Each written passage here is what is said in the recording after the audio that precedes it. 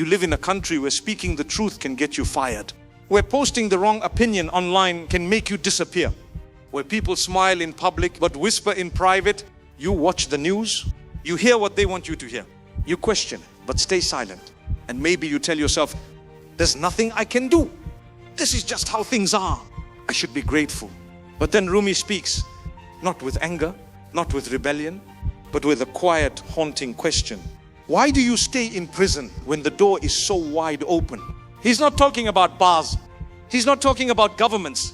He's talking about the deeper prison, the one made of fear, silence, and surrender. In this video, we explore that prison, not just political, but spiritual.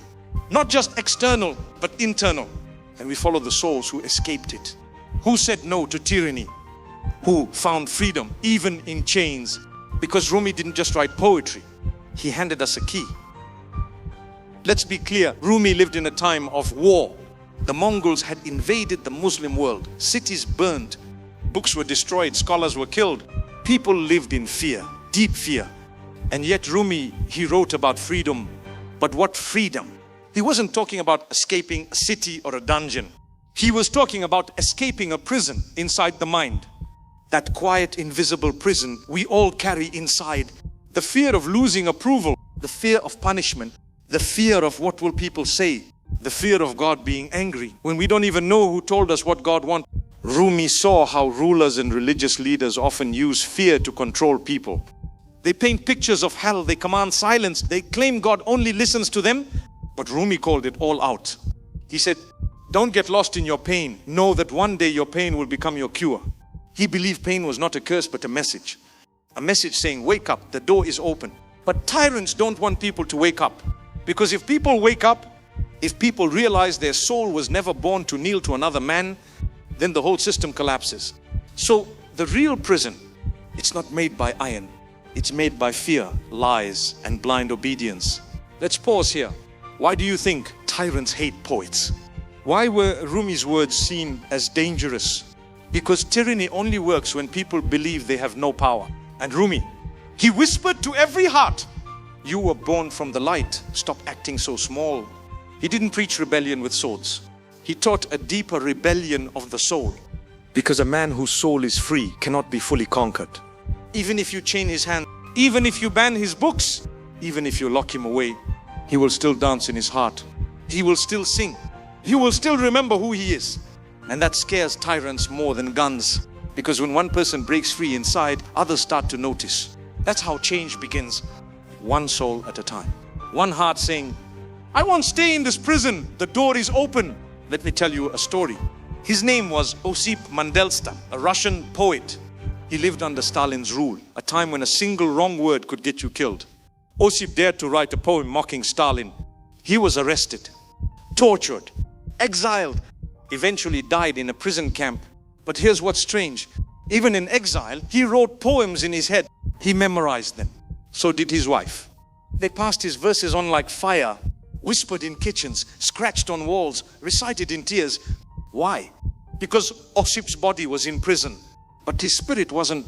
He chose Rumi's path. He saw the door and walked through it. His captors thought they had silenced him, but his words survived. Even after he died, he became a symbol, just like Rumi's message. The body may be chained, but the soul, never. One of Rumi's most powerful stories is simple but deep. He said, some people brought an elephant into a dark room. Everyone touched a different part. One touched the leg, said it's a pillar. One touched the trunk, said it's a snake. Another touched the ear, said it's a fan. Each one thought they were right, but none of them saw the whole elephant. This, Rumi says, is how people live under tyranny and ignorance. They're kept in the dark. They only get pieces of truth, pieces of religion, pieces of history, pieces of freedom, but they are never allowed to see the whole picture. Why? Because if you saw the whole truth, you wouldn't obey blindly anymore. You wouldn't live in fear. You'd say, wait, this isn't right. You'd walk toward the light. You'd see the open door. That's why tyrants hate poets, mystics, and truth tellers. Because they don't give you more walls. They give you a lantern. But let's get more real. Today you don't need armies to control people. You need screens, headlines, repetition. Say a lie enough times, it becomes the truth. Tell people we are the good guys. Tell people anyone who questions us is evil. Tell people this is what God wants. Tell people don't ask questions, it's dangerous. Now you've got a mental prison. And most people don't even know they're inside it. Rumi warned against this. He said, don't get caught in the words, go to the source. Meaning, don't get lost in the slogans, the speeches, the fear campaigns. Go inside. Ask, what do I really believe? What do I really know? What does my heart say? Because once you ask these questions, you'll hear something powerful. Not from a president, not from a preacher, but from your own soul.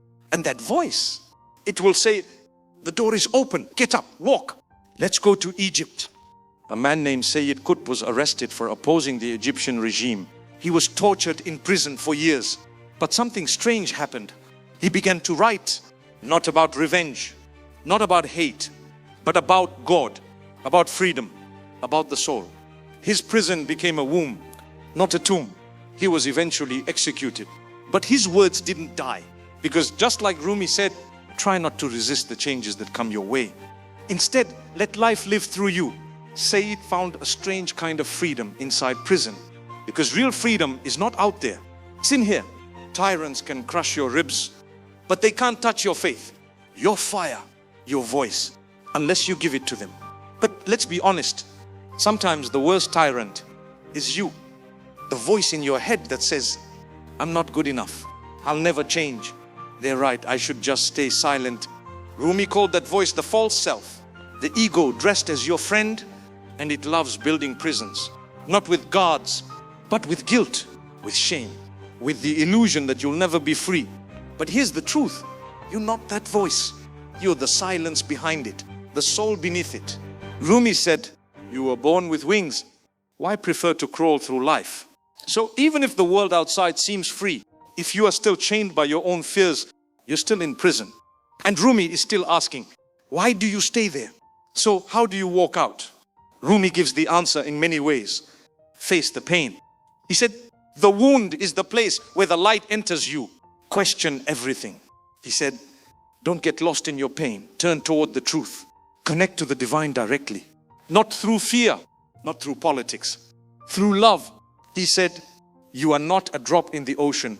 You are the entire ocean in a drop. When you realize that the prison disappears because it was never locked. It was only imagined. So you've been told how to think, how to pray, how to live, what to fear, who to love, who to hate. But Rumi whispers, be like a tree and let the dead leaves drop. Let the old lies go. The door has been opened this whole time. And yes, walking out is scary. You might lose comfort. You might lose approval. You might lose your fake peace. But you'll gain something else, truth. And with it, you'll gain your soul. Because in the end, a free soul is more dangerous to a tyrant than 1,000 rebels with swords. So the question is not, is the door open? The question is, will you walk through it